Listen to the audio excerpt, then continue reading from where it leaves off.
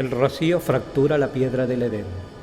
Rumores de fuego, murmullos de agua, refracciones del deseo estremecen a los prófugos de la sed, nostalgia de la luz. El precio del día tutela el horizonte, marea, las olas llegan sin el mar, la sal cubre la playa.